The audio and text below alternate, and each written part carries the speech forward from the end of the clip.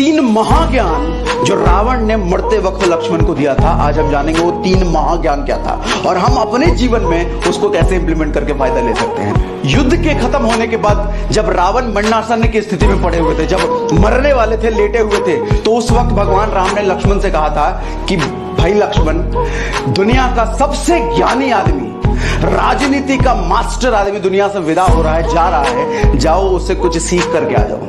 अच्छा, यहां पे समझने वाली बात है, भगवान राम तो खुद भगवान थे, वो खुद महाज्ञानी थे और उस आदमी को हरा चुके थे। वो जो महाज्ञानी जिसको बोला रावण को, वो हरा चुके थे, वो लेटा पड़ा है, लेकिन फिर भी अपने भाई को कह रहे हैं कि जाओ उससे कुछ सीख करके आओ। ये बड़प्पन दिखाता है कि आप कितने भी बड़े ज्ञानी हो, आप कितने भी बड़े अचीवर हो, लेकिन दूसरे अचीवर की रिस्पेक्ट करना, दूसरे ज्ञानी से हमेशा कुछ सीखने की लालसा रखना, यह दिखाता है भगवान राम का एटीट्यूड। खैर, भगवान राम ने कहा लक्ष्मण को कि जाओ कुछ सीख करके आओ। लक्ष्मण ने कहा जो आ गया भैया। तो लक्ष्मण गए उनके पास और रावण के सर के पास जाकर के बैठ गए और रावण को भाई बताया कि मुझे कुछ सिखाओ। रावण बिल्कुल मौन रह गया, कुछ नहीं बोला, नजर घुमा लिया। वापस लक्ष्मण राम के पास आकर के कहते हैं भैया ये तो बड़ा आकड़ू है, मर रहा है लेकिन फिर भी अकड़ नहीं गई है इसकी, मैंने इससे पूछा लेकिन इससे कुछ नहीं कहा।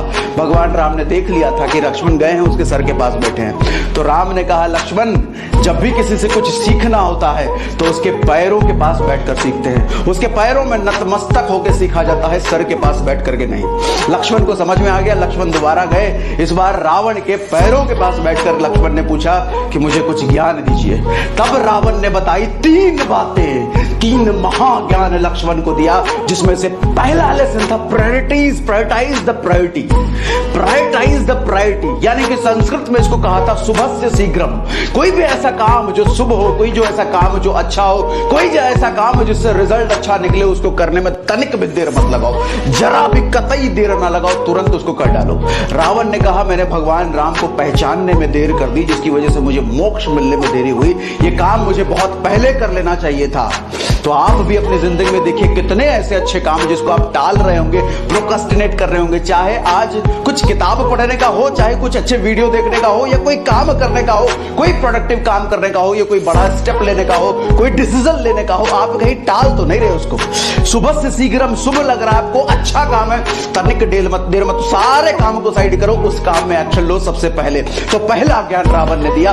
दूसरा ज्ञान जो दिया, नेवर अंडरस्टिमेट, किसी को भी अंडरस्टिमेट ना करो। एक्चुअली रावण ने हनुमान को बंदर समझकर, वानर समझकर ये समझा था कि ये तो वानर है, ये क्या कर लेगा, अंडरस्टिमेट किया था। अच्छा वानर है भैया, इसकी पूंछ में आग लगा दो, ये कुछ नहीं कर सकता। लेकिन पूंछ में आग लगाने के बाद वानर ने क्या किया, पूरी लंका में आग लगा दी, पूरी लंका में आग लगा दी। और इतना ही नहीं, जब लंका दहन हो रहा था, जब लंका को जला रहे थे हनुमान, तब मंदोदरी जो रावण की पत्नी थी, उन्होंने कहा था रावण से कि श्री देखिए, जिस आदमी का दूत इतना भयंकर हो कि लंका में आग लगा दिया, वो आदमी कितना खतरनाक होगा। मैं तो कहता हूं समर्पित कर देते हैं, सीता को वापस कर दीजिए, इससे लड़ाई वड़ाई मत कीजिए। लेकिन रावण का अहंकार, अंडरस्टिमेट करने की उसकी हैबिट, क्योंकि मैं राक्षस, महाराक्षस, महाज्ञानी, मेरे से कोई लड़ नहीं सकता, ये वाला एटीट्यूड आ चुका था। तो राम को भी अंडरस्टिमेट किया, हनुमान को भी अंडरस्टिमेट कर रहे, जला दिया तो जला दिया, लड़के इसको हराऊंगा मैं। पावर नहीं समझ पाए। अपना को बड़ा समझना कोई गलत बात नहीं है, लेकिन अपने से हमेशा दूसरों को छोटा समझना है, किसी को भी छोटा समझना हमेशा हरा सकता है आपको। आप ज्ञानी हैं, इसमें कोई बड़ी बात, कोई गलत बात नहीं, अपने आप को ज्ञानी समझिए, लेकिन दूसरों को तुच्छ समझना या अपने से छोटा समझना, ये गलत बात है, ये आपको युद्ध में हमेशा आएगा, हराएगा। तो रावण ने दूसरा ज्ञान दिया था कि मैंने अंडरस्टिमेट कर दिया वानरों को, उनकी पावर को अंडरस्टिमेट कर दिया, जिसकी वजह से आज मैं इस हालत में पड़ा हूं, आज मैं मर रहा हूं। ये दूसरा लेसन था। और तीसरा महाज्ञान जो रावण ने लक्ष्मण को बताया, ये बहुत ध्यान से सुनना। तीसरा महाज्ञान, never reveal your secret to anyone, never reveal your secret to anyone. अपने जीवन का रहस्य कभी किसी को मत बताओ। आपको पता होगा कि भैया रावण के मरने की वजह क्या थी, रावण को कितनी बार तीर मारा गया, उसके सर में कहां कहां तीर मारा गया, कहां कहां वार किया गया, लेकिन रावण मरता ही नहीं था। हर बार एक नया सिर आ जाता था, हर बार वो खड़ा हो जाता था।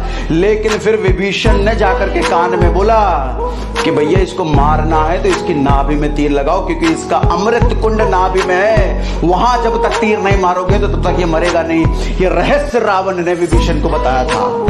जब बताया था तो भाई था, लेकिन जब मरने वक्त वो शत्रु बन चुका था तो पता नहीं कि कब कौन शत्रु आपका बन जाए, कब कौन कहां धोखा दे जाए। तो अपने जीवन का ऐसा रहस्य कभी किसी को नहीं बताना, कभी भी अपना रहस्य कभी भी किसी को नहीं बताना। वो रहस्य अगर विभीषण को उसने नहीं बताया होता तो रावण की हार नहीं होती। रावण को मार ही नहीं सकता कोई, ना हनुमान मार सकते, ना राम मार सकते, अगर वो रहस्य नहीं बताया होता।